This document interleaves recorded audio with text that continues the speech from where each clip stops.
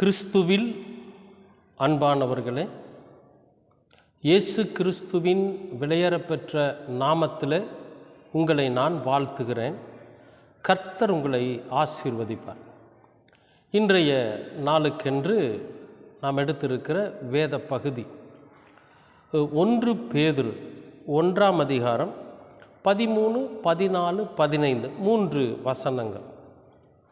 நீங்கள் உங்கள் மனதின் அறையை கட்டிக்கொண்டு தெளிந்த புத்தியுள்ளவர்களாயிருந்து இயேசு கிறிஸ்து வெளிப்படும் போது உங்களுக்கு அளிக்கப்படும் கிருபையின் மேல் பூரண நம்பிக்கையுள்ளவர்களாயிருங்கள். நீங்கள் முன்னே உங்கள் அறியாமையினாலே கொண்டிருந்த இச்சைகளின்படி இனி நடவாமல் கீழ்ப்படுகிற பிள்ளைகளாயிருந்து உங்களை அழைத்தவர் பரிசுத்தராயிருக்கிறது போல நீங்களும் உங்கள் நடக்கைகள் எல்லாவற்றிலும் பரிசுத்தராயிருங்கள். நான் பரிசுத்தர், ஆகவே நீங்களும் பரிசுத்தராயிருங்கள் என்று எழுதியிருக்கிறதே. அன்பானவர்களே, இந்த அறிக்கையின் நாட்களிலே, அதாவது நம்முடைய பாவங்களை அறிக்கை செய்து தேவனோடு நெருங்கி உறவாட போகிற இந்த காலத்தில், கடவுளுக்கும் நமக்கும் நெருக்கத்தை அதிகப்படுத்தி கொள்ளுகிற இந்த காலத்தில் நம்மால் முடிஞ்ச வார்த்தைகளை நம்ம தியானிக்கலாம். அதனுடைய அர்த்தங்களை நாம் தெரிந்து கொள்ளலாம். சில கடுமையான உபதேசங்களும் கூட வேதத்தில் உண்டு. அவைகளை சொல்லுகிற போது அது அநேகருக்கு பிடிக்காது. இருந்தாலும் உண்மையை சொல்லித்தானே தீரணும். அப்போ ஒரு சிலர் என்ன பண்ணுவாங்க, இந்த மாதிரியான கடுமையான வார்த்தைகளை கொண்டு கடுமையான வசனங்களை கேட்குறதுக்கு கொஞ்சம் யோசிப்பாங்க. பிரியமானவர்களே, தயவு செய்து நான் உங்களிடத்தில் கேட்டுக்கிறது என்னென்னா, இந்த காணொளியை பதிவிடுகிற போதும் நானும் ஆண்டவரோட சமூகத்தில் கேட்டுட்டு தான் நான் பதிவிடுவேன். ஆண்டவரே, இன்றைய அனுதின உணவிற்காக அல்லது இன்றைய தியானத்திற்காக எனக்கு ஒரு வார்த்தையை கொடுங்கன்னு சொல்லி கேட்டு அதன்படி அவர் எனக்கு கொடுக்கிறதைத்தான் நான் கர்த்தரோட சமூகத்தில் காணொளியாக பதிவிட்டு நான் பதிவேற்றம் செய்கிறேன். ஒருவேளை இது உங்களுக்கு பிரயோஜனமாக இருக்குமானால் நீங்கள் தாராளமாக இதை நீங்கள் ஏற்றுக்கொள்ளலாம். என்னையும் நீங்கள் தொடர்பு கொள்ளலாம், என்னோடு நீங்கள் பேசலாம். தயவு செஞ்சு பொறுமையாக இந்த வார்த்தைகள் என்ன சொல்கிறது என்பதை கேளுங்க. இப்போது ஆண்டவர் சொல்கிறாரு, நீங்கள் உங்கள் மனதின் அறையை கட்டிக்கொண்டு. மனதின் அறையை கட்டிக்கொண்டு அப்படின்னா, மனசுக்குள்ளே எப்படி அறையை கட்ட முடியும்? இங்கே அறை என்று சொல்லுவது கட்டுப்பாடு, அடக்கம். உங்கள் மனதின் அறையை கட்டிக்கொண்டு, உங்கள் மனசை கட்டி வைங்க அப்படிங்கிறார். அதை கட்டி பிடிச்சி இறுக்கமாக கட்டி வைங்க, அதை கொஞ்சம் லூஸாக விட்டுறாதீங்க. ஏன்னா இந்த மனசு எப்பொழுதுமே பேதலிக்கக்கூடியது. இந்த மனசு எப்பொழுதுமே தன்னிடத்தில் இருப்பதை விட பிறனிடத்தில் இருப்பதை உயர்ந்ததாகவும் விலை மதிப்புள்ளதாகவும் நினைக்கக்கூடியது இந்த மனசு. நம்மக்கிட்ட ஒரு பொருள் கடவுள் கொடுத்துருப்பார் நம்ம பிரயோஜனத்திற்கென்று. ஆனால் நம்மக்கிட்ட இருக்கிறத விட மற்றவர்களிடத்தில் இருப்பது ரொம்ப நல்லது, ரொம்ப மதிப்புக்குரியது, ரொம்ப பிரயோஜனம் உள்ளது, அது விலை உயர்ந்தது அப்படின்னு அவைகளை பார்த்து ஆசைப்படக்கூடிய அளவிற்கு இந்த மனது உள்ளது. இப்போ ஆண்டவர் என்ன சொல்கிறான்னா, உன் மனதை இறுக பிடிச்சிக்க. அது வேற எங்கேயும் தன்னுடைய கவனத்தையோ தன்னுடைய பார்வையோ தன்னுடைய சிந்தனைகளோ வேறு இடத்துக்கு செலுத்தாதபடிக்கு உன்னிடத்தில் இருப்பது போதும் என்கிற அந்த கட்டுக்கோப்போட நீ இருங்கிறார். உன் மனதின் அறையை கட்டிக்கொண்டு தெளிந்த புத்தியுள்ளவர்களாயிருந்து. பாருங்க, மனசு நமக்கு அங்கே இங்கே அலமோதிச்சுன்னா நம்முடைய புத்தியில் ஒரு தெளிவு இருக்காது. ஏன்னா புத்தியும் பேதலிக்கும். மனசு என்ன சொல்லுதோ அதைத்தானே புத்தியும் யோசிக்கும். அப்போ மனசு ஒன்று மேல் ஆசைப்படுதுன்னு வைங்களேன், அதை அடைவதற்கு இந்த புத்தி என்ன பண்ணுன்னு கேட்டிங்கன்னா, எப்படியாவது இதை அடைஞ்சே தீரணும், அதை அடைவதற்குண்டான வழி என்ன அப்படின்னு தேட ஆரம்பிக்கும். அப்போ தேட ஆரம்பிக்கிற போது நல்ல வழியில் நாம் அதை பெற்றுக்கொள்ள முடியாது என்கிற போது, சரி நல்ல வழியில் நாம் தனியாக கஷ்டப்பட்டு நம்முடைய உழைப்பில் நமக்கு வரக்கூடிய ஊதியத்தில் இப்படிப்பட்ட ஒன்றை நம்மால் பெற்றுக்கொள்ள முடியாது, இன்னும் அதற்கான தகுதி நமக்கு வரலை, அதற்கான போதுமான வருமானம் நமக்கு இல்லை, அதனால் நம்ம இன்னும் கொஞ்சம் கடுமையாக உழைச்சி இன்னும் கொஞ்சம் நம்மிடத்தில் கொஞ்சம் செல்வங்களை சேர்த்துட்டு அதற்கு பிறகு அதை வாங்கலாம் அப்படிங்கிற அந்த மனக்கட்டுப்பாடு நமக்குள்ள இல்லைன்னு வைங்களேன், தப்பான வழிக்கு போக சொல்லும். இந்த புத்தி தவறான வழியில் பணம் சம்பாதிக்க சொல்லும். ஏன்னா இதுதான் அலமோதுதே இந்த மனசு, எப்படியாவது அதை அடைஞ்சே தீரணும்னு. அப்படி அலைமோதுகிற போது நம்முடைய புத்தியில் தெளிவு இருக்காது. அதனால தான் சொல்கிறாரு, உன் மனதை அறையை இறுக கட்டிக்க, அதை கட்டுப்படுத்தி இவ்வளோதான், இதுதான், இப்படித்தான் என்று அதை கட்டுப்படுத்தி வைங்க. அப்போ உங்களுடைய புத்தி தெளிந்த புத்தியாக இருக்கும். தெளிந்த புத்தி உள்ளவர்களாக இருந்து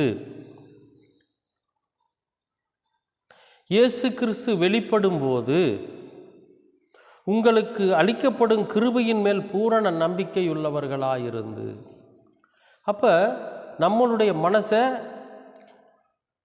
அலைபாயாத அளவுக்கு இறுக பிடிச்சு கட்டி வச்சு அதுக்கு ஒரு கட்டுப்பாட்டை விதித்து அந்த கட்டுப்பாட்டின்படி தான் நடக்கணும் அப்படிங்கிற புத்தியை நாம் பெற்றுக்கொண்டு நமக்கு ஒரு தெளிந்த புத்தியோடு நம்ம இருக்கிறப்ப என்ன ஒரு நம்பிக்கை வேணுங்கிறார் தெரியுமா?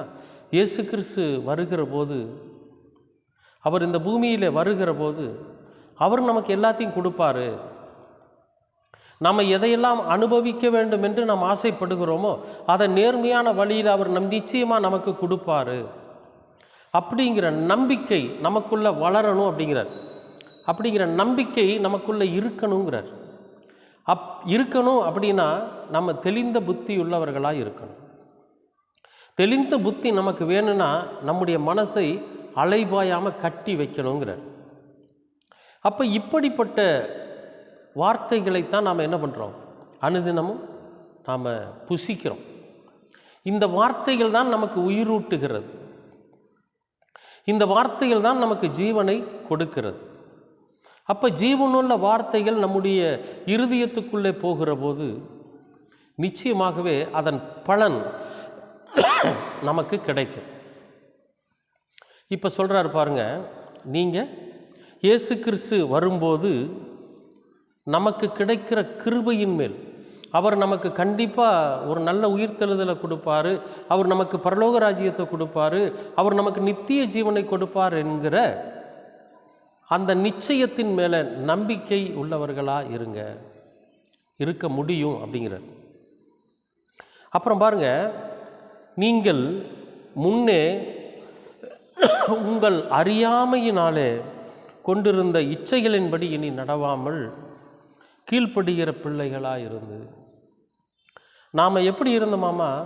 கிறிஸ்துவை ஏற்றுக்கொள்வதற்கு முன்பு, இந்த இம்மானுவேலரை வாசிப்பதற்கு முன்பு, அவரை நம்ம சொந்த இரட்சகராக ஏற்றுக்கொள்வதற்கு முன்பு, அவருடைய இரத்தத்தினாலே நம்முடைய சரீரத்தையும் நம்முடைய ஆன்மாவையும் நம்முடைய புத்திகளையும் ஞானத்தையும் எல்லாவற்றையும் இயேசு கிறிஸ்து என்கிற அந்த பரிசுத்த தேவனானவர் இந்த பூமியில் சிந்தின இரத்தத்தில் இவைகளையெல்லாம் கழுவி நான் புதிய மனிதனாக புதிய சிருஷ்டியாக உம்மிடத்தில் வாழப்போகிறேன் என்கிற வாக்குத்தத்தத்தை பண்ணி கொண்டு உடன்படிக்கையோடு கூட நாம் ஆண்டவரிடத்தில் வாழ்கிற போது, ஆண்டவரோட சமூகத்தில் நாம் இருக்கிற போது, நமக்கு முன்னால், அதாவது நாம் அவரை ஏற்றுக்கொள்வதற்கு முன்னால் நம்முடைய இஷ்டம் போல் நம்முடைய இச்சைகளின்படி நமக்கு என்ன தோணுதோ அந்த தோன்றுதலின்படி நாம் எதை செய்யணும்னு நினைக்கிறோமோ அது சரீர சுகமாக இருந்தால் உடனே செஞ்சுருவோம். இந்த சரீரத்துக்கு பலன் உள்ளதாக இருந்துச்சுன்னா உடனே செஞ்சுருவோம். வாய்க்கு ருசியாக இருக்குதுன்னா உடனே அதை சாப்பிடுவோம். அது நல்லதா கெட்டதான்னு யோசிக்க மாட்டோம். கண்களுக்கு ருசியாக இருக்குதுன்னா அது நல்லதா கெட்டதான்னு பார்க்க மாட்டோம், உடனே பார்ப்போம். அப்போ இந்த சரீர சுகத்தை மட்டுமே முன்வைத்து, இந்த சரீரத்தினுடைய இச்சைகளை முன்வைத்து அதன்படி நம்முடைய வாழ்க்கையை நாம் நடத்தி கொண்டு இருந்தோமே, அதன்படி இனி நடக்காதீங்க. அந்த மாதிரி இனி நீங்கள் நடக்கக்கூடாது, நடக்கவும் முடியாது அப்படின்னு சொல்கிறார் பாருங்க. அந்த இச்சைகளின்படி இனி நடவாமல் கீழ்ப்படுகிற பிள்ளைகளாக இருந்து. அப்போ இயேசு கிறிஸ்து நமக்கு என்ன கற்றுக் கொடுக்குறாரு? அவரை ஏற்றுக்கொண்டதற்கு பிறகு நாம் என்ன செய்கிறோம்? அவருடைய இரத்தத்தினாலே கழுவப்பட்டதற்கு பிறகு நாம் எப்படிப்பட்ட வாழ்க்கை வாழணும் அப்படிங்கிறத இந்த இம்மானுவேலர்கிட்ட கேட்டு அதற்கு கீழ்ப்படிந்து, அந்த வார்த்தைகளுக்கு கீழ்ப்படிந்து, அந்த ஜீவனுள்ள வார்த்தைகளுக்கு நாம் கீழ்ப்படிந்து, உங்களை அழைத்தவர் பரிசுத்தராய் இருக்கிறது போல, எப்படி பழைய இச்சைகளிலிருந்து, பழைய பாவ சேற்றிலிருந்து நீங்கள் வாங்க, நான் உங்களுக்கு எல்லா சௌகரியத்தையும் தரேன், உங்கள் பாரத்தை என் மேலே சுமத்துங்க, உங்களுடைய பாவத்தை என் மேலே சுமத்துங்க, உங்களுடைய ஏக்கத்தை என்கிட்ட சொல்லுங்கள், உங்களுடைய துக்கத்தை என்கிட்ட சொல்லுங்கள், அதுக்கு எல்லாவற்றிற்கும் ஒரு மாற்று ஏற்பாடு என்னிடத்தில் உண்டு, நான் உங்களுக்கு அதை மாற்றித்தரேன் அப்படின்னு சொல்லி நம்மை அழைத்தவர், நம்மை தன்னோடு இணையும்படியாக நம்மை அழைத்தவர், தன்னோடு இணைத்து கொள்ளுவதற்காக இந்த உலகத்தில் இப்படிப்பட்ட இச்சைகளுள்ள வாழ்க்கைகள் வாழாமல் பரிசுத்தமாய் வாழ வேண்டும் என்பதற்காக நம்மை அழைத்த நம்முடைய ஆண்டவராகிய இயேசு கிறிஸ்து பரிசுத்தராய் இருக்கிறார். அவரும் இந்த உலகத்தில் மனுஷனாக வாழ்ந்தவர் தான்.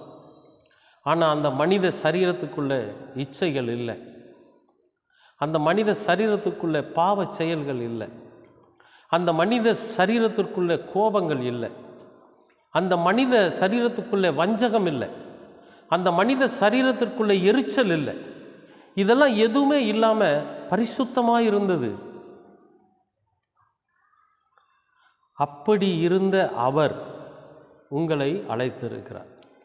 உங்களை அழைத்தவர் பரிசுத்தராய் இருந்த மாதிரி நீங்களும் பரிசுத்தராய் இருங்க.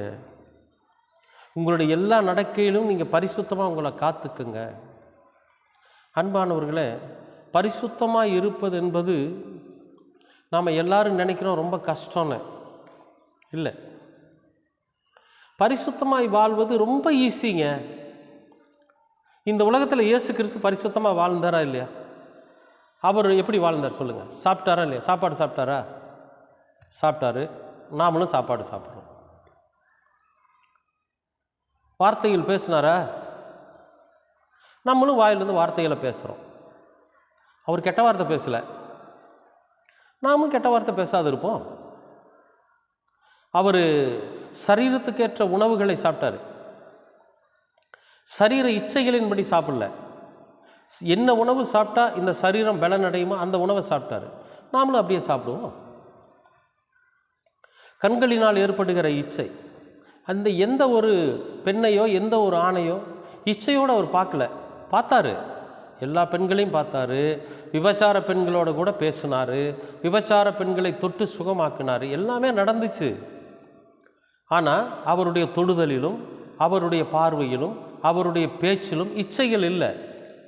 நாமும் தொடலாம், பேசலாம், ஜெபம் பண்ணலாம், சுகம் பெறுவதற்கான எல்லா காரியத்தையும் செய்யலாம். ஆனால் நமக்குள்ள இச்சை இருக்கக்கூடாது. நம்முடைய பார்வை யாரை வேணாலும் பார்க்கலாம். இயேசு கிறிஸ்து எல்லாரையும் தான் பார்த்தாரு. ஆனால் அவருடைய பார்வையில் தப்பு இல்லை, குற்றம் இல்லை. நாமும் தப்பு இல்லாமல் குற்றம் இல்லாமல் பார்ப்போம். அவர் மாதிரியே இருந்துட்டு போகலாம் இல்லையா? சொல்லுங்கள். அவர் இந்த உலகத்தில் வாழ்ந்து காண்பிச்சாரா இல்லையா? இப்படியெல்லாம் நீங்கள் வாழ்ந்தீங்கன்னா பரிசுத்தமாக இருக்கலான்னு சொன்னாரா இல்லையா? இதுக்காக அவர் என்ன எதையாவது தலையில் சுமந்துக்கிட்டே நின்றுட்டு இருந்தாரா? இல்லை நம்மளை எல்லாரையும் அவர் தூக்குன மாதிரி ஒரு பெரிய சிலுவை தூக்கிட்டு நீங்கள் தினமும் நடக்கணும் அப்படின்னு சொன்னாரா? இல்லை. நம் அன்றாட வாழ்க்கையை நமக்கு கற்பித்தபடி வாழ்ந்தாவே போதும். அப்போ இயேசு கிறிஸ்து எப்படி பரிசுத்தராய் இருந்தாரோ அதுபோல நீங்களும் பரிசுத்தமாய் வாழ்வதற்கு கற்றுக்கொள்ளுங்கள். கற்றுக்கணும். ஒவ்வொன்றையும் நாம் கற்றுக்கொள்வதற்காக தான் இம்மானுவேலர் நம்ம கூட இருக்கிறார். ஒவ்வொன்றையும் நமக்கு அவர் கற்றுக் கொடுத்து கொண்டே இருக்கிறார். அன்பானவர்களே, அப்போ நீங்களும் அவர் மாதிரி என்ன பண்ணுங்கள், எல்லா நடக்கையிலையும் பரிசுத்தமாக இருங்க. நான் பரிசுத்தர், ஆகவே நீங்களும் பரிசுத்தராய் இருங்கள் என்று எழுதியிருக்கிறது. அப்போ இயேசு கிறிஸ்து மாதிரி நம்முடைய வாழ்க்கை பரிசுத்தமாக வாழணும். பரலோகத்துக்கு போனதுக்கப்புறம் பரிசுத்தமாக வாழ்கிற வாழ்க்கையை சொல்லலை. உயிர் தெழுந்ததுக்கப்புறம் நீங்கள் பரிசுத்தமாக வாழ போகிறீங்கன்னு சொல்லலை. நமக்கு உயிர்த்தெழுதலுக்கு நம்ம பங்குள்ளவர்களாக இருக்கணும்னா இந்த பூமியில் வாழ்ந்து கொண்டிருக்கிற இந்த மாமிச சரீரத்தில் நம்ம பரிசுத்தமாக இருக்கணும். நமக்கு நியமிக்கப்பட்ட ஓட்டத்தை நம்ம நிதானமாக ஓடிக்கிட்டே இருக்கணும். பார்க்கணும், பார்வையில் பாவம் இருக்கக்கூடாது. பேசணும், பேச்சில் குற்றம் இருக்கக்கூடாது. வீணான வார்த்தைகளை பேசக்கூடாது. நமக்கென்று நியமிக்கப்பட்டிருக்கிற அந்த எல்லையை கடந்து நம்ம போகக்கூடாது. நமக்கு ஆண்டவர் எல்லாத்தையும் அனுபவிக்க சொல்லி கொடுத்துட்டாரு. நீங்கள் எல்லாம் அனுபவிங்க. உங்களுடைய இந்த சரீரத்தினுடைய அனுபவங்கள் என்னென்னவெல்லாம் இருக்குதோ அதற்கு ஏற்றதை கர்த்தர் நமக்கு கொடுத்துட்டாரு. அது போதுமென்று நாம் வாழ்கிற போது நம்முடைய வாழ்க்கை பரிசுத்தமாக இருக்கும். நம்மிடத்தில் இருப்பதை விட்டுட்டு வேறொன்றுக்கு இந்த மனசு அலப்பாயுதுன்னு வைங்க, அப்போ புத்தி பேதலிச்சு போயிடும். புத்தி பேதலிச்சு போச்சுன்னா நம்முடைய செயல்பாடுகளில் எல்லாம் பாவம் இருக்கும். அன்பானவர்களே, நம்முடைய மனசு கட்டுப்படுத்துங்க. எண்ணங்களை கட்டுப்படுத்துங்க. மனசை அலைய விடாதீங்க. அது அறையை கட்டி இறுக்கமாக கட்டி அப்படியே கட்டி வைங்க. இதுதான், இவ்வளவுதான், இப்படித்தான் அப்படிங்கிற அந்த முடிவோடு கூட மனசை கட்டி வைங்க. மனசை இறுக்கமாக கட்டி வச்சோம்னா நம்முடைய புத்தி தெளிந்த புத்தியாக இருக்கும். தெளிந்த புத்தி உள்ளவர்களை நாம் இருந்தோம்னா இந்த உலகத்தில் எல்லா செயல்களும் எல்லா கிரியைகளும் நன்மையானதாக இருக்கும்.